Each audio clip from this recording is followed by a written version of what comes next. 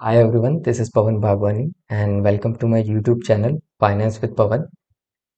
ये चैनल मैंने recently start किया है और ये मेरी पहली वीडियो है। So I would really appreciate your support throughout this journey. ये चैनल स्टार्ट करने का मेरा मेन पर्पस रहा है कि मैं अपनी नॉलेज जो कि स्टॉक मार्केट से रिलेटेड है, फाइनेंसेस से रिलेटेड है, वो आप लोगों के साथ शेयर कर सकूं और कैसे हम कुछ चीज़ों को अपने डे टू डे लाइफ में अडेप्ट करके फाइनेंशियली स्टेबल बन सकते हैं। और बिना किसी टाइम वेस्ट करे चलते हैं आज के टॉपिक पे, जो कि है complete analysis of HDFC bank. इस वीडियो में हम देखेंगे कि फाइनेंशियली और टेक्निकली शेयर कैसा दिख रहा है, प्लस कंपनी का बिजनेस क्या है, कंपनी की परफॉर्मेंस कैसी रही है, और उस बेसिस पे हम डिसाइड करेंगे, अपना डिसीजन लेंगे कि कि हमें इसको बाय करना चाहिए और कितने टाइम तक हम इसको होल्ड कर सकते हैं। साथ ही साथ आपको ये बता दूं कि ये यहाँ मेरा कोई भी स्टॉक रिकमेंडेशन नहीं है, ये किसी भी तरह की टिप नहीं है। मेरा बस पर्पस है आप लोगों के साथ अपनी नॉलेज शेयर करना। बाकी बाय और सेल का डिसीजन आपका रहेगा। So without wasting any time चलते हैं अपनी स्क्रीन पे। यहाँ मैंने स्क्रीनर डॉट इन पे H D F C bank already open कर रखा है और मैं mainly screener dot in use करता हूँ किसी भी कंपनी के एनालिसिस के लिए, फंडामेंटल्स देखने के लिए। साथ ही में चार्ट्स के लिए मैं प्रेफर करता हूँ ट्रेडिंग व्यू। एक कन्वीनियंट टूल है एंड इजी टू यूज़ है। सो पहले नंबर्स देखने से पहले, फाइनेंशियल्स देखने से पहले पहले हम H D F C bank के बिजनेस के बारे में बात कर लेते हैं। सो अदर बैंक्स की तरह H D F C bank भी फाइनेंशियल सर्विसेज और बैंकिंग सर्विसेज प्रोवाइड करता है। बैंकिंग सर्विसेज में आ गई आपकी लोन्स प्रोवाइड करना, क्रेडिट कार्ड इशू करना, डेबिट कार्ड इशू करना, प्लस एसेट मैनेजमेंट करना। ये सब बैंकिंग्स के बिजनेस के अंडर आता है। प्लस अब इनके अर्निंग्स की बात कर लें तो अर्निंग्स में भी जो भी लैंडिंग मनी बैंक हमें देता है in the form of loans, तो उस पे जो इंटरेस्ट लगता है वो इनके अर्निंग्स में ऐड अप होता है। प्लस जो भी हम ट्रांजैक्शंस करते हैं उस पे जो ट्रांजैक्शन फी लगती है, प्लस एसेट मैनेजमेंट और इक्विटीज मैनेजमेंट जो हमारे लिए बैंक्स करते हैं, उस पे जो वो मैनेजमेंट चार्जेस हमसे लेते हैं, वो सब ऐड होता है बैंक्स के अर्निंग्स में। तो ये तो हमने बिजनेस की बात कर ली, अर्निंग्स की बात कर ली। अब हम चलते हैं सीधे नंबर्स पे। यहाँ मैंने ओपन कर रखा है H D F C bank. So अभी जो करंट प्राइस शो कर रहा है वो ऑलमोस्ट 1450 के आसपास है और स्टॉक पी जो चल रहा है वो 16.3 है। सो पी जो है एक इम्पॉर्टेंट टर्म है, इम्पॉर्टेंट पैरामीटर है, जिससे हम लगा सकते हैं जो करंट स्टॉक प्राइस है वो अट्रैक्टिव है कि नहीं है, कि हम उसमें इन्वेस्ट कर सकते हैं कि नहीं। सो पी एक वास्ट टॉपिक है। मैं आपको मैथमेटिकल टर्म्स में ना जाके सिंपल भाषा में बताता हूँ कि पी एक्चुअली डोनेट करता क्या है। पी हमें simply value of the company बताता है कि एट करंट प्राइसेस जो स्टॉक का प्राइस चल रहा है, कंपनी ओवर वैल्यूड है, अंडर वैल्यूड है, या कि अट्रैक्टिव प्राइस पे है। तो पी को आगे और देखने के लिए हम चलते हैं पी के चार्ट पे। तो यहाँ हम सेलेक्ट कर लेंगे पी रेशियो। तो ये ऑटोमेटिकली हमें लास्ट 5 ईयर्स का पी शो करेगा। लास्ट 5 ईयर्स का भी हम पी देखते हैं तो अभी जो करंट पी चल रहा है वो ऑलमोस्ट सबसे डाउन है लास्ट 5 ईयर्स में। और हम नीचे आएंगे तो देखेंगे यहाँ मेंशन है मीडियन पीई जो कि 22 है। सो इसका बेसिकली मतलब है कि लास्ट 5 ईयर्स का जो एवरेज एवरेज पी रहा है लास्ट 5 ईयर्स में वो 22 है। और इसको हम मैक्स आउट भी कर लेते हैं तो भी हम देख सकते हैं कि अभी जो पी चल रहा है वो लोएस्ट है, आज तक का लोएस्ट पी है। और हम पूरे टाइम पे भी देख लें तो ऑलमोस्ट जो पी चल रहा है वो 27 है। सो इससे हमें पता लगता है कि स्टॉक का जो प्राइस अभी 16 चल रहा है, पी जो 16 चल रहा है वो काफ़ी कम है। सो पी वाइज अभी स्टॉक काफ़ी अंडर वैल्यूड है। ये तो हो गई पी की बात। अब हम देख लेते हैं आगे इसके नंबर्स को। नंबर्स पे जाने से पहले हम देख लेते हैं peers. Peers other private banks हो गए जो इसके कॉम्पिटिटर्स हैं, जैसे ICICI bank, Kotak bank, Axis bank और अदर डिफरेंट बैंक्स भी। अब मूव ऑन कर लेते हैं हम रिजल्ट्स पे। क्वार्टरली रिजल्ट्स देख लेते हैं। सो जो लेटेस्ट क्वार्टर रहा है दिसंबर 2023 का, सो यहाँ हम देख सकते हैं जो रेवेन्यूज हैं वो हैं ऑलमोस्ट 78,000। और मैं बता दूं ये जहाँ जितने भी नंबर्स यहाँ मेंशन है वो करोर्स में मेंशन है। सो ये जो रेवेन्यू आया है वो है ऑलमोस्ट 78,000 करोड़। और हम पीछे कुछ क्वार्टर्स देख लेते हैं। सपोज हमने पिक कर लिया लास्ट ईयर का क्वार्टर, दिसंबर क्वार्टर। सो यहाँ नंबर्स हैं जो रेवेन्यूज निकल के आए हैं वो है 45,000। सो लास्ट 1 ईयर में काफ़ी अच्छी ग्रोथ दिखी है रेवेन्यूज के नंबर्स में। और हम दिसंबर 2020 से देखें तो रेवेन्यूज कंटिन्यूसली इंक्रीज हुए हैं फ्रॉम 31,000 टू 78,000। तो यहाँ ये मोर देन डबल हो चुके हैं। सिमिलरली हम नेट प्रॉफिट्स भी देख लेते हैं। सो दिसंबर 2020 में जो नेट प्रॉफिट्स थे वो ऑलमोस्ट थे 9,000 के अराउंड। और अभी जो लेटेस्ट क्वार्टर में जो रहे हैं वो हैं ऑलमोस्ट 18,000। सो यहाँ भी मोर देन डबल हो चुके हैं नेट प्रॉफिट्स। ये तो हो गई क्वार्टरली रिजल्ट्स की बात।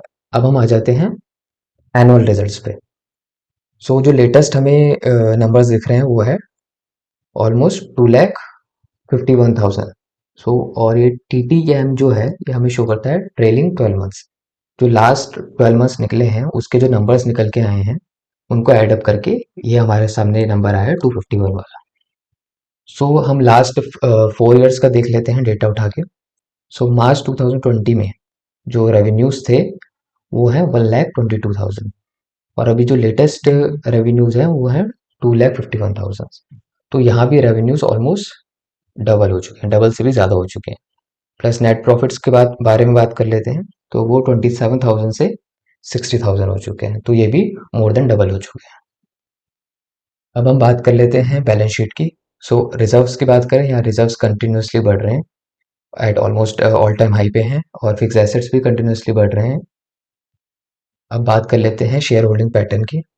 सो जो FIIs हैं, फॉरेन फॉरेन इंस्टीट्यूशनल इन्वेस्टर्स और डोमेस्टिक इन्वेस्टर्स, उनके पास देखते हैं कि कितने परसेंटेज में शेयर हैं। तो एज ऑफ दिसंबर 2023 52% कंपनी का हिस्सा है FIIs के पास और 30% होल्ड कर रहे हैं DIIs। तो मोर देन 80% जो है वो बिग इंस्टीट्यूशंस के पास है। तो ये अपने आप में ऑलरेडी एक पॉजिटिव पॉइंट है कि जो कंपनी के मैक्सिमम शेयर्स हैं वो बिग इंस्टीट्यूशंस के पास है, बिग हैंड्स में है। और जो भी इन्वेस्टर्स होते हैं, बड़े इन्वेस्टर्स होते हैं, किसी भी कंपनी में अपना पैसा तभी लगाते हैं जहाँ उन्हें ग्रोथ दिखती है, कि जहाँ उन्हें पता है कि यहाँ पे हमें अच्छे रिटर्न्स मिल जाएंगे। और सिमिलरली यहाँ हम देख सकते हैं कि इन्होंने अपनी शेयर होल्डिंग कंटिन्यूसली बढ़ाई है, बोथ FIIs और DIs के केस में। और हमारे रिटेल पब्लिक के पास है ऑलमोस्ट 17%। सो एक अच्छा पॉइंट है ये कंपनी के बारे में। सो अब आ जाते हैं हम टेक्निकल्स को देख लेते हैं। यहाँ हम ट्रेडिंग व्यू ओपन कर लिया है मैंने। सो HDFC बैंक को देख लेते हैं डेली टाइम फ्रेम पे। सो ये मैंने कुछ एनालिसिस थोड़ी देर पहले की थी, वही मैं आप लोग के साथ शेयर करता हूँ। अभी जो कंपनी का प्राइस चल रहा है वो है 1455। और ये लास्ट 4 ईयर्स से एक ही रेंज में मूव कर रहा है। यहाँ मैं मार्क कर देता हूँ इसकी रेंज। सो ये ऑलमोस्ट 1750 से लेके 1300 के अराउंड इसी रेंज में घूम रहा है, कंसोलिडेट कर रहा है लास्ट 4 ईयर्स से। और अभी करंट प्राइस है 1455। अभी हमने पीछे फाइनेंशियल जब नंबर्स देखे थे, सो लास्ट 4 ईयर्स के नंबर्स कंपेयर किए थे, तो हम उसमें देख पा रहे थे कि जो एनुअल रिजल्ट्स हैं 2020 से लेके, जो रेवेन्यूज है वो मोर देन डबल हो चुके हैं, जो नेट प्रॉफिट्स हैं वो मोर देन डबल हो चुके हैं। सेम ही केस क्वार्टरली रिजल्ट्स में भी था कि जो रिजल्ट्स निकल के आ रहे हैं वो मोर देन डबल हो चुके हैं लास्ट ईयर के कंपैरिजन में। सो इससे क्या पता लगता है कि कंपनी का परफॉर्मेंस अच्छा है, रिजल्ट्स अच्छे आ रहे हैं। बट अभी तक वो चीज़ टेक्निकल्स पे, चार्ट्स पे शो नहीं हो रही है, स्टॉक प्राइस पे शो नहीं हो रही है। और मैं आपको एक बहुत ही इंपॉर्टेंट बात बता दूं कि अगर कोई भी कंपनी है वो फाइनेंशियली अच्छा कर रही है, अच्छे नंबर्स दे रही है, कंटिन्यूसली ग्रो कर रही है, तो कभी ना कभी जो स्टॉक का प्राइस है उसको जरूर मैच करेगा। बेशक अभी HDFC बैंक एक रेंज में कंसोलिडेट कर रहा है और काफी डाउन चल रहा है अपने हाइस से, बट एक अच्छी प्रोबेबिलिटी है कि ये अपना ऑल टाइम हाई बनाएगा, बिकॉज जो रिजल्ट्स हैं वो भी ऑल टाइम हाई हैं। अभी ये अपने ऑल टाइम हाई से लगभग हम देख लेते हैं ऑलमोस्ट 16 17% डाउन चल रहा है। सो सीधे सीधे हमें यहाँ पे एक अच्छा ऑलमोस्ट 20% का मूव मिल जाएगा एचडीएफसी बैंक में, अगर हम फाइनेंशियल्स को देखते हैं, क्योंकि financials at all time high है, तो स्टॉक का प्राइस भी एट ऑल टाइम आना हाई आना बनता है, अच्छी प्रोबेबिलिटी है। बाकी ये स्टॉक मार्केट है, कुछ भी फिक्स नहीं है। मुझे नहीं पता, ना आपको पता है कि ये स्टॉक प्राइस कब चलेगा, कब इसमें अप मूव आएगा, उसमें 1 महीना लगे, 6 महीने लगे या साल भर लगे। सो जरूरी है कि हमारे पास हम जो भी पैसा लगाएं वो फ्री मनी होना चाहिए। फ्री मनी से क्या मतलब है कि हमने ना कहीं से उधार लिया हो पैसे को, और हमारे पास होल्डिंग पावर हो, कि भले 1 साल तक भी स्टॉक ना चले, उसमें किसी भी तरह के रिटर्न्स ना आए, तब भी हम किसी भी तरह का पैनिक ना करके उस चीज़ को होल्ड कर पाएँ फ्रीली, और वेट करें अप मूव आने का। सो यहाँ हमने ऑलमोस्ट इसके टेक्निकल्स और चार्ट्स को भी देख लिया है। तो एक ईज़ी 20% का अप मूव मुझे दिख रहा है इसमें। प्लस ये तो एक ऑल टाइम हाई की बात हो गई, बट मैं एक्सपेक्ट कर रहा हूँ कि ये यहाँ से भी एक अच्छा, और अपने ऑल टाइम हाई से भी एक अच्छा अप मूव देगा। तो ये तो हो गई चार्ट्स पे बात। अब आगे कंपनी की फ्यूचर ग्रोथ के बारे में बात कर लेते हैं। देखिए, जैसे कि हम सब जानते हैं कि इंडिया एक डेवलपिंग कंट्री है, और कंटिन्यूअसली इकोनॉमी भी ग्रो हो रही है। ये चीज़ हम हर न्यूज़ चैनल में देख रहे हैं। हर एनालिस्ट जो हैं, बड़े बड़े इंस्टीट्यूशंस हैं, यही प्रिडिक्ट कर रहे हैं कि आने वाले टाइम में जो इंडिया की इकोनॉमी है वो ग्रो करेगी। और किसी भी कंट्री की इकोनॉमी के ग्रो होने के पीछे बैंक्स का बहुत बड़ा हाथ होता है। तो बैंक्स का एक मेजर रोल बन जाता है किसी भी नेशन के ग्रोथ में। सो आने वाले टाइम में बैंकिंग सर्विसेज और फाइनेंशियल सर्विसेज का बहुत मेजर रोल रहने वाला है इंडिया की ग्रोथ में। सो फ्यूचर ग्रोथ को लेके हमारे मन में किसी भी तरह का डाउट नहीं होना चाहिए। और एचडीएफसी बैंक अपने आप में सबसे बड़ा प्राइवेट बैंक है, तो उन्हें पता है कि कैसे बिजनेस करना है, कैसे बिजनेस को ग्रो करना है। सो ऑल इन ऑल जो कंक्लूजन निकलता है कि ओवरऑल कंपनी अच्छी है, नंबर्स अच्छे हैं, फाइनेंशियली कंपनी अच्छा कर रही है। अभी चार्ट्स पे, स्टॉक प्राइस पे हमें किसी तरह का अप मूव नहीं दिखा है काफ़ी टाइम से, और वो कंसोलिडेट कर रहा है। But there is a good probability कि आने वाले टाइम में there will be a good up move in HDFC bank. यहाँ हमने मैक्सिमम चीज़ें कवर कर ली हैं कंपनी के बारे में। ओवरऑल कंपनी अच्छी है, कंपनी के नंबर्स अच्छे हैं, कंपनी कंटिन्यूसली ग्रो कर रही है। सो कंपनी में किसी तरह का कोई इशू नहीं है।